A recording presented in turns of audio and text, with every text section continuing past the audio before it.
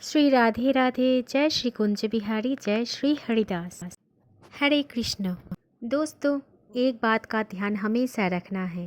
कभी भी आप कोई भी मंदिर में दर्शन करने के लिए जाओ भगवान के, या किसी भी मंदिर में आप भगवान के दर्शन करने के लिए जा रहे हो, कभी भी कोई पवित्र स्थान पर आप जाएं तो आपके मन में कोई भी इच्छा क्यों ना हो, तो फिर सबसे पहले आपको एक काम जरूर करना है। ठाकुर जी के चरणों में आप कभी भी अपनी भौतिक इच्छा को, भौतिक कामना को मत रखना कि बिहारी जी आप हमें ये सब कुछ दे दो, भगवान हमारी ये कामना आप पूरी कर दीजिए, हमारी को ये इच्छा भगवान आप पूरी कर दीजिए। ऐसे बातें भगवान के चरणों में मत रखिए।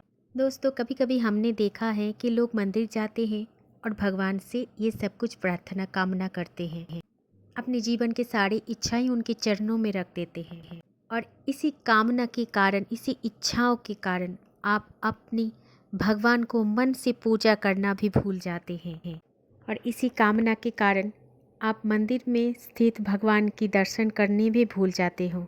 सही तरीके से आप दर्शन ही नहीं कर पाते, क्योंकि अपने चित्त में, आपके मन में हमेशा वही इच्छाएं गूंजती है कि काश भगवान कोई चमत्कार करे और मेरी ये इच्छा पूरी कर दे। दोस्तों, आपको हमेशा एक बात का याद रखना है। आप कभी भी मंदिर में जाओगे तो आपका कोशिश हमेशा रखना है कि भगवान के दर्शन हो। ठीक इसी तरह आप अगर वृंदावन जाओ तो भगवान के सामने कोई कामना नहीं रखना। बिहारी जी के सामने कोई भी अपनी निजी इच्छा मत रखना, क्योंकि हमारे जीवन में क्या घटते हैं, क्या ना घटते हैं, क्या घटने वाले हैं, हमें क्या चाहिए क्या नहीं चाहिए, उन्हें सब कुछ पता है। वो तो सर्वज्ञ है। फिर भी आपको अगर भगवान ने उनके द्वार पर बुलाए तो उनको ही देखने के लिए बुलाए। आप उनको देखें और वो आपको देखें, यही इच्छा होना चाहिए मन में। भगवान की द्वार वही लोग जा पाते हैं जिनको भगवान को देखने की इच्छा होती है। आपकी और हमारी इच्छाओं से कुछ नहीं होता है, सब उनके इच्छा से होते हैं। वैसे ही वृंदावन जाओगी तो बिहारी जी और राधा रानी जी का कृपा आप पर होना चाहिए, और उनकी अशेष कृपा हेतु ही हम उनके चरणों के सामने जा पहुँचते हैं। तो दोस्तों, मन में कभी भी कोई इच्छा पूर्ति के लिए मंदिर जाने का इच्छा कभी भी नहीं रखना। बस मंदिर जा रहे हो तो एक ही इच्छा होना चाहिए कि भगवान की दर्शन करने के लिए आए हैं, और अच्छी तरह से भगवान की हालचाल भी पूछ लेना। ठीक उस तरह से जैसे हम अपने परिजन की हालचाल पूछने जाते हैं। भगवान को अगर आप पत्थर की मूर्ति की जैसे देखोगे तो पत्थर की मूर्ति जैसे ही आपको दिखाई देगा। अगर आप उनको अपने खुद में देखना चाहोगे, खुद के सामने देखना चाहोगे, अपनी बंधु के रूप में देखना चाहोगे, तो हमेशा वो आपने बंधु का फ़र्ज़ निभाएंगे। वो जैसे हमें ढूंढते हैं, हमको भी उन्हें ढूंढना है। हम तो उन्हीं के अंश हैं। ये बात हमेशा मन में याद करके रखना कि अगर इस दुनिया में सबसे ज़्यादा कोई अपना है तो वो है राधा रमन लाल, वो है बिहारी जी। इसीलिए दोस्तों, जब भी आप मंदिर जाओ तो आपका पूरा ध्यान बिहारी जी के ऊपर ही होना चाहिए। बिहारी जी को आप अपनी आँखों में इस तरह से भर लो कि जब भी आप आंखें बंद करो तो बिहारी जी ही आपकी आंखों से सामने आ जाएंगे। ऐसी नज़रिया से आप अगर भगवान को देखते हो तो देखना, आपके मन में कोई भी इच्छा अधूरी नहीं रहेगा, वो सब इच्छाएं पूरी कर देंगे। भगवान को कुछ भी नहीं चाहिए, बस अपनी अंतर आत्मा से भक्ति चाहिए, प्रेम चाहिए। उन्हें बस प्रेम ही चाहिए हमारे पास से। अपने कष्ट के लिए कभी भी बिहारी जी के आगे मत रोना। अगर आपकी आंखों से अश्रु आ रहे हैं तो ये सोच कर लाना, ये समझ कर लाना कि आप न जाने कितने जन्मों के बाद उनसे मिल रहे हैं, कितने जन्मों के तप के फल में आज आपको उनका दर्शन मिल गया है। निजी जीवन के कष्ट परेशानी के लिए कभी भी उनके सामने कुछ नहीं मांगना।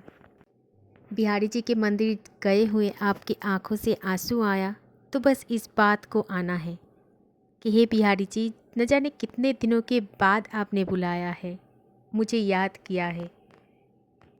हे बिहारी जी, क्यों इतने दिन इतने महीने तक हमें आप अपने से दूर रखा?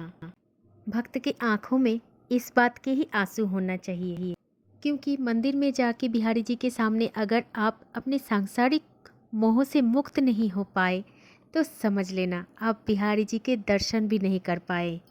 बिहारी जी के दर्शन करते समय उनके पास आपके सच्चे भाव का बहुत ज़्यादा कीमत होता है। आप कौन सी भाव से बिहारी जी के दर्शन करें ये महत्वपूर्ण है। इसीलिए बंधुओं, जब भी आप बिहारी जी के दर्शन करने के लिए जाएं, बस उनसे यही प्रार्थना कीजिए कि हे बिहारी जी, आपने हमें दर्शन देने में इतना समय क्यों लगा दिया।